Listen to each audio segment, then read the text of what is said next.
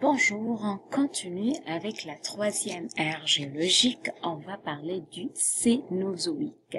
Donc, c'est une ère qui a commencé à peu près moins 66 millions et qui dure jusqu'à aujourd'hui. Donc, durant l'ère géologique, on va noter principalement une diversification, une multiplication de plusieurs espèces, dont on note la présence des mammouths.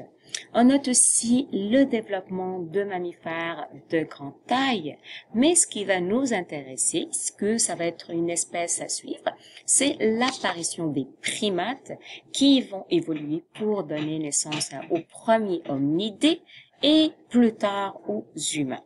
Donc, si on suit durant cette ère géologique, on va voir l'apparition et l'évolution du genre Homo. Donc, le premier humain, ou ce qu'on rétablit l'origine, ce qui va donner naissance aux humains plus tard, à peu près moins de 3 millions d'années en Afrique, on note la naissance de ce qu'on appelle du genre Australopithecus, et ce dernier, il va évoluer, il va se développer pour donner naissance à Homo habilis, qui à son tour, il va évoluer pour donner en fait au Homo erectus. Ce dernier, quant à lui, il va évoluer pour donner naissance à deux Homo sapiens. L'Homo sapiens sapiens, donc c'est celui-là, et l'Homo sapiens néandertal. Et les scientifiques pensent que ces deux espèces ont probablement vécu en même temps. Et ces deux espèces, ils se sont côtoyés et ils avaient des relations, disons, pas trop amicales. En fait, il y avait des batailles entre les deux espèces et les scientifiques pensent que c'est l'Homo sapiens qui était responsable de l'extinction de l'espèce Homo néandertal. Si on observe cette évolution, qu'est-ce qu'on remarque?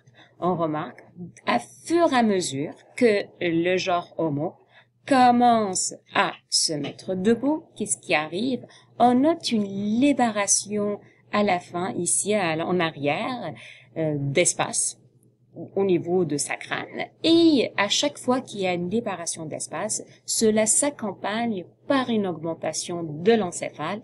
Et lorsqu'on dit encéphale, on parle du cerveau et par conséquent, un développement de fonctions cognitives.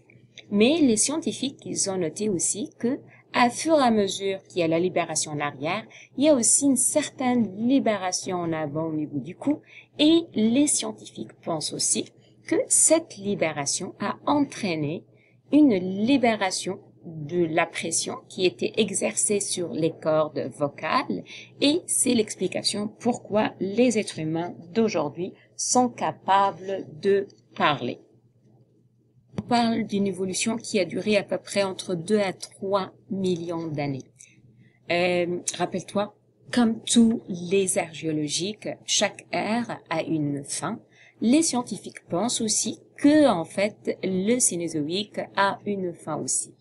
Donc, les scientifiques pensent que le réchauffement climatique, comme on est en train de voir aujourd'hui, rappelle-toi, on est en train de voir une augmentation de la température annuelle à peu près de 0,5 degrés à chaque année, et cette augmentation a entraîné, il est en train d'avoir des conséquences drastiques sur à plusieurs niveaux. Donc, si on regarde cette image, vous voyez la taille du glacier en 1910, il y avait beaucoup d'eau et rappelle-toi, le glacier, en fait, c'est une réserve d'eau douce. Sous l'effet de ce réchauffement climatique, on voit une fonte de la glace. Donc, cette eau douce va se libérer dans les océans. Et ça donne quoi? On a moins d'eau douce.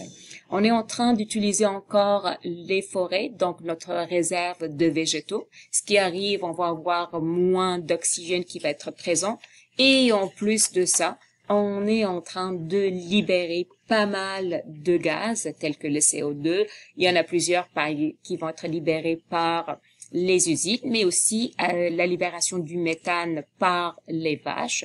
Tout cela accélère le réchauffement climatique et ça entraîne des extinctions de plusieurs espèces. Actuellement, il y en a plusieurs espèces qui ont qui ont été plus capables de survivre, mais d'ici 2100, les scientifiques pensent qu'on va avoir une extinction de 50% des espèces.